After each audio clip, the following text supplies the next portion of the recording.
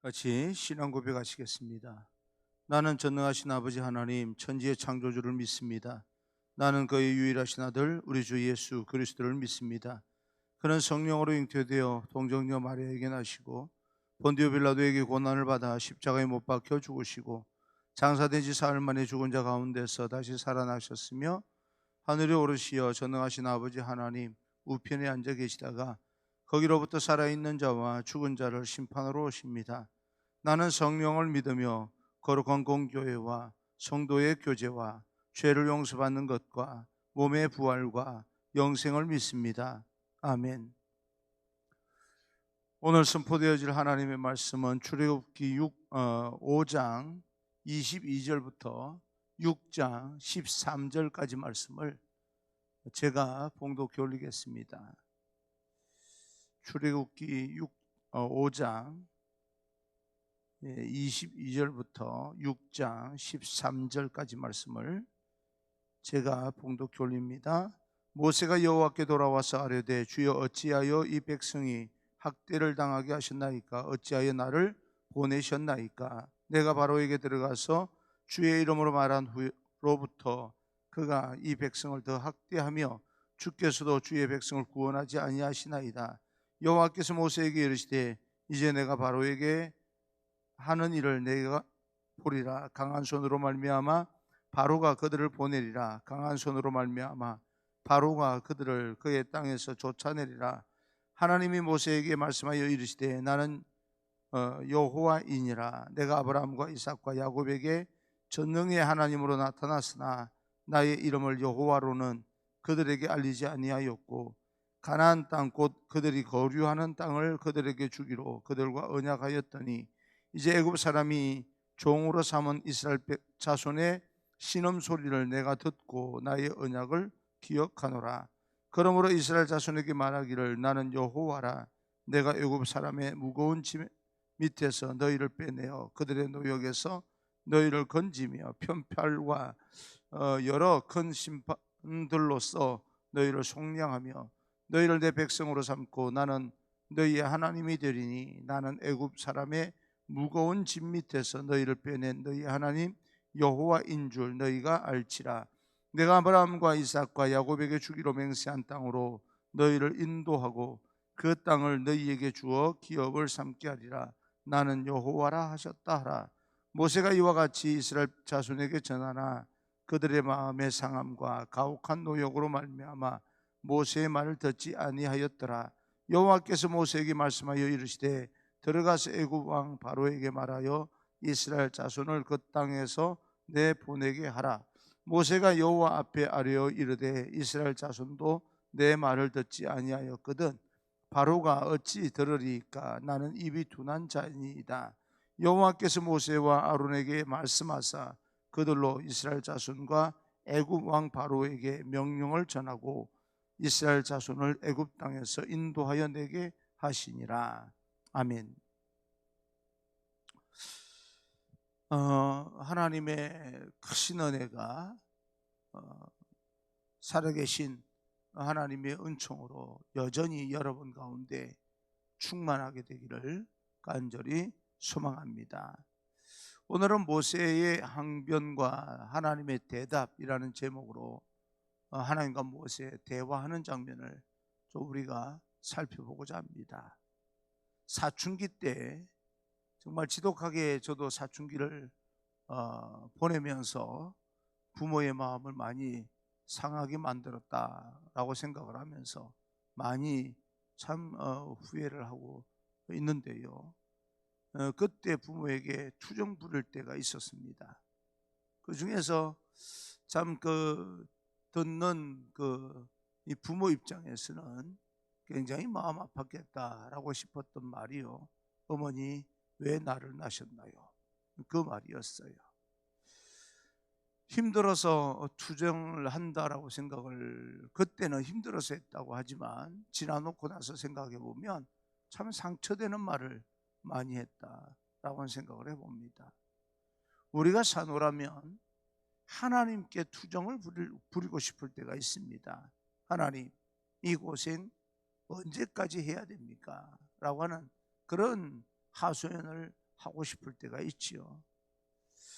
모세와 아론은 하나님께 투정을 부리고 있습니다. 본인 스스로 온 것이 아니라 하나님이 사명을 주셔서 애굽 땅에 백성을 구원하러 온 모세는 마음의 상처를 받았습니다. 내가 오고 싶어서 온 것이 아니지 않습니까? 하나님께서 보내서 온 거 아닙니까? 라고 하면 항변을 하면서 이제 투정을 합니다. 마치 신앙의 사춘기를 맞이한 것처럼요. 22절입니다. 모세가 여호와께 돌아와서 아뢰되 주여 어찌하여 이 백성이 학대를 당하게 하셨나이까? 어찌하여 나를 보내셨나이까? 이 내용을 다시 그 느낌대로 번역을 한번 해보면, 하나님 왜 이 백성으로 학대당하게 하십니까? 왜 이 백성으로 이렇게까지 고생하게 만듭니까? 하나님 하필이면 왜 이런 곳에 나를 보내십니까? 뭐 이런 하소연입니다. 그러면서 22절, 내가 바로에게 들어가서 주의 이름으로 말한 후로부터 그가 이 백성을 더 학대하며 주께서도 주의 백성을 구원하지 아니하시나이다 라고 이야기합니다. 내가 이 백성에게 와서 하나님의 계획인 출애굽을 말하고 나서 예배를 드려야 된다라고 말하고 나서부터 애굽 왕 바로가 더 많이 학대합니다 라고 이제 이야기를 합니다. 그리고 하나님은 그런데도 불구하고 백성을 구원하지 아니하고 개입해 주지 아니하고 가만히 계시지 않습니까? 하나님의 역사는 멀고 백성의 고생은 더 심해지고 이 와중에 모세의 마음조차도 흔들린 겁니다. 오늘날 어쩌면 우리 마음과 비슷하지 않습니까? 코로나 바이러스가 계속 진행이 되면서 마음은 여전히 불안하고, 하나님께서 이 정도 되면 개입을 해 주셔서 이 어둠의 권세가 끝났으면 좋겠는데, 백신이 개발되든지. 나는요, 백신이 이렇게 개발되는데 오래 걸릴지 몰랐어요. 오늘날 첨단 과학 시대니까 뭐 이렇게 금방 나올 줄 알았습니다. 그런데 이렇게까지 길게 가는데도 아직까지 백신 이야기 이런 뭐 나오긴 하지만 언제 나올지 모르고, 한 번씩 나오는 이야기가 내년 말쯤 나온다는 이야기를 하고 이러니까 이게 언제 끝날지 모르는 이런 상황 가운데서 하나님의 개입이 절대적으로 필요한데 하나님은 또 가만히 계시는 것 같습니다. 이럴 때 우리는 어떻게 해야 되는지요? 마음이 흔들릴 수밖에 없고 믿음이 흔들릴 수밖에 없습니다. 하나님께서 멀리 계시는 것처럼 느껴지고 백성의 상황은 점점 더 나빠졌다라고 하는 겁니다. 이런 상황이 우리들의 상황 아닙니까? 꿈을 가지고 우리 신앙생활 열심히 하자 했는데 꿈은 이루어지지 아니하고 나만 고생하는 것이 아니라 주변 모든 사람들, 특히 가장 눈에 밟히는 가족들이, 특히 아이들이 말할 수 없을 정도로 고생한다 생각이 들 때 모든 것이 절망스러워지는 겁니다. 이런 마음을 가진 모세에게 다시 한번 하나님의 계획을 확실하게 말씀하십니다. 하나님은 모세가 낭만과 실망 가운데 있도록 계속해서 있도록 내버려 두지 아니하고 다시 하나님의 마음을 보여줍니다. 하나님의 마음이 무엇입니까? 우리는 그것을 꿈이라고 이야기합니다. 그것을 비전이라고 이야기합니다. 하나님은 모세를 다시 찾아오셨고 모세에게 다시 말씀합니다. 출애굽기 6장 1절, 여호와께서 모세에게 이르시되 이제 내가 바로에게 하는 일을 내가 보리라. 강한 손으로 말미암아 바로가 그들을 보내리라. 강한 손으로 말미암아 바로가 그들을 그의 땅에서 쫓아내리라. 이제는 내가 바로에게 행하는 일을 너가 보게 될 것이다. 나 너의 고통을, 너의 실망을 외면하지 않아 라고 하는 말입니다. 반드시 내가 너에게 이루고자 하는 꿈을 이루고 말 거야. 힘들고 어려운 그런 가운데 있는 분들 있다면 용기를 내십시오. 그리고 지금 모두가 다 힘들고 어려운 그런 상황 속에서 견디고 믿음으로 버텨 나가십시오. 왜냐하면 하나님께서 오늘 모세에게 말씀하신 것처럼 우리에게 말씀하십니다. 나는 너의 인생을 책임질 거야. 그러므로 우리는 하나님께 나아가 하나님 앞에 기도하며 부르짖어야 됩니다. 하나님은 우리 인생을 책임지신다고 말씀하시기 때문에 그렇습니다. 그래서 사람들을 향해서 해결을 찾으려고 하기보다 하나님께 무릎을 꿇고 우리가 돌파해 나갈 수 있는 힘을 얻어야 됩니다. 사람에게서 해결을 찾으려면 방법이 없습니다. 오늘 하나님과 모세와 같은 그런 어떤 이 대면, 이 하나님의 만남이 우리에게도 있게 되기를 간절히 소망합니다. 성전이면 어떻고, 그죠? 하나님을 만나는데. 또 여러분 가정이면 어떻고, 직장이면 어떻습니까? 여러분의 삶의 자리 그 어디에서든지 모세가 하나님을 만나는 것처럼 여러분들도 하나님을 대면할 수 있는, 하나님을 만남이 이루어지는, 인격적으로 만나는 그런 축복이 있기를 주님 이름으로 축원합니다. 3절 4절입니다. 3절 4절, 내가 아브라함과 이삭과 야곱에게 전능의 하나님으로 나타나서나 나의 이름을 여호와로는 그들에게 알리지 아니하였고 가나안 땅 곧 그들이 거류하는 땅을 그들에게 주기로 그들과 언약하였더니, 전능의 하나님인 내가 너의 조상에게 가나안 땅을 주기로 약속했다. 그 약속을 내가 지키겠노라 라고 상기시키고 있습니다. 7절입니다. 너희를 내 백성으로 삼고 나는 너희의 하나님이 되리니 나는 애굽 사람의 무거운 짐 밑에서 너희를 빼내 너희의 하나님 여호와인 줄 너희가 알릴지라. 내가 반드시 이스라엘을 해방시킬 것이고 사람들은 그 일로 말미암아 내가 살아있는 여호와인 줄을 알게 될 것이다 라고 말씀하고 계시는 겁니다. 하나님의 계획이 여러분 한 사람 한 사람 통하여서 이루어짐으로써 반드시 하나님 살아계심을 나타내 보이는 하나님의 사람, 바로 여러분 한 사람 한 사람이 될 것입니다. 하나님께서 여러분을 사용하셔서 이 땅에 하나님을 드러내겠다고 말씀하고 있습니다.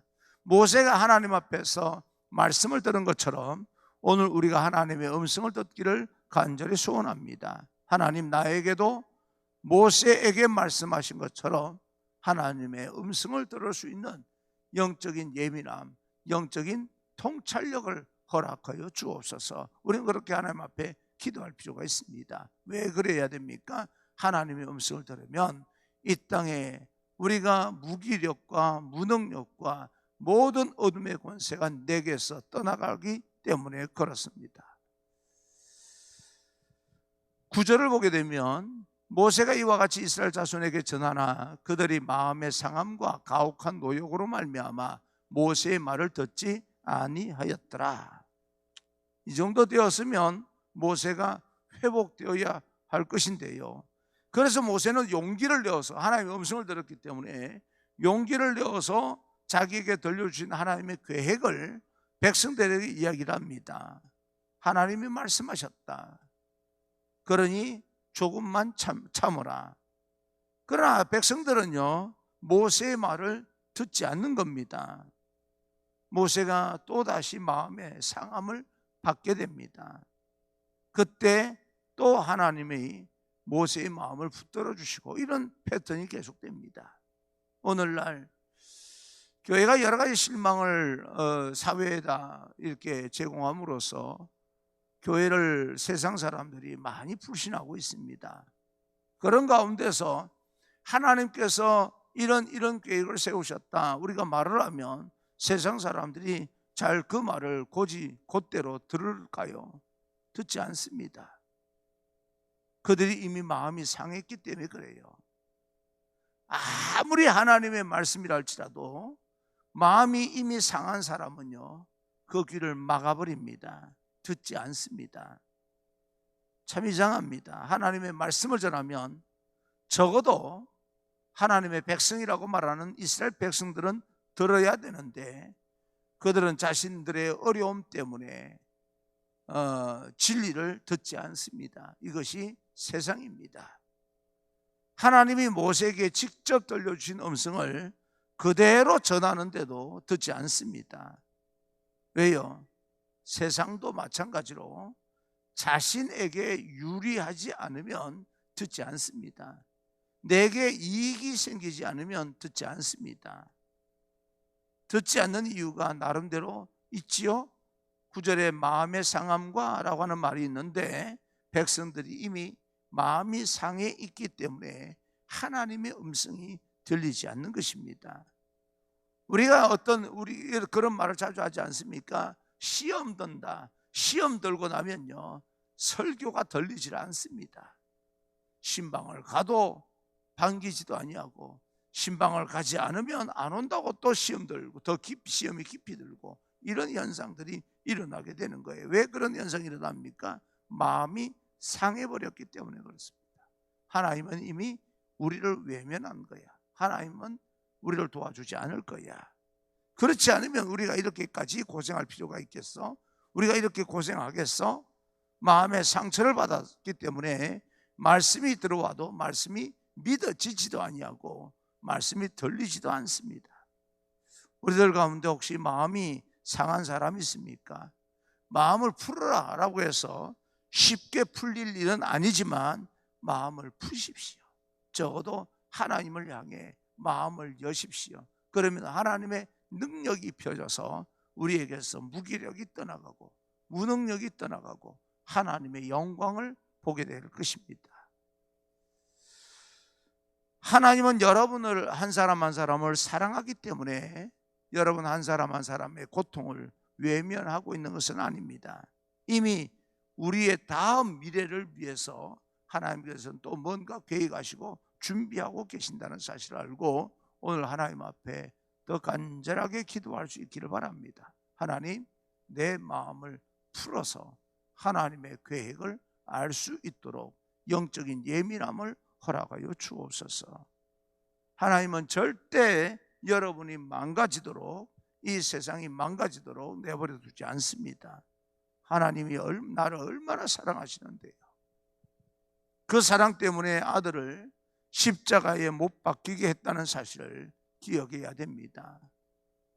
그리고 두 번째는 역사의 혹독함 때문에 하나님의 말씀을 듣지 않습니다. 마음이 상한 것 때문에 들리지 아니하고, 또 내가 너무 이 땅에서 실질적으로 고생을 하기 때문에, 너무 몸고생과 마음고생, 고생을 하기 때문에 하나님의 음성이 들지 않는 거예요. 고생이 너무 심하면 말씀이 들어오지 않습니다.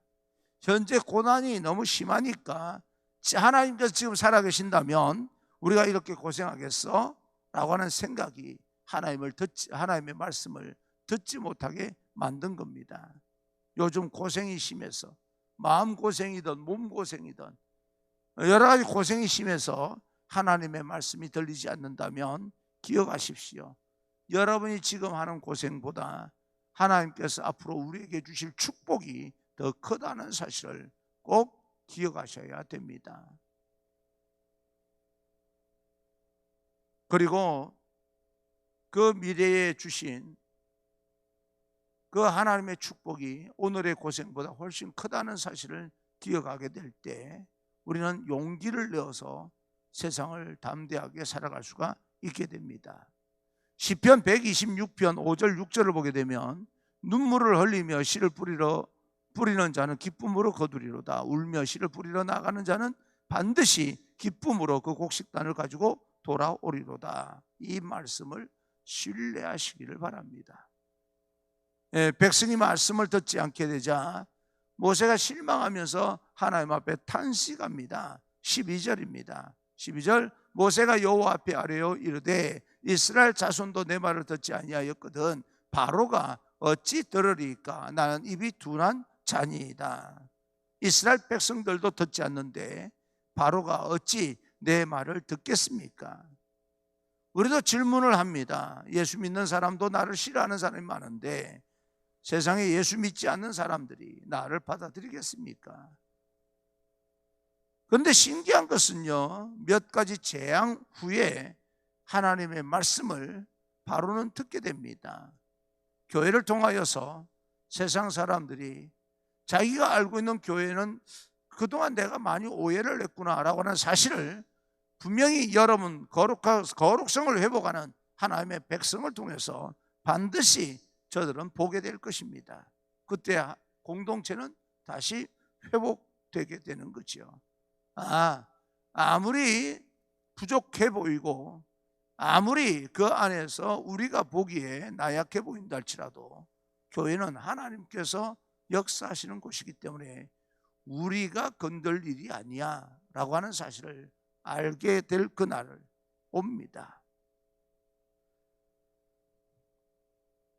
사랑하는 성도 여러분, 하나님의 말씀을 믿는 사람이 듣지 않을지라도 믿지 않는 사람이 들을 수 있습니다.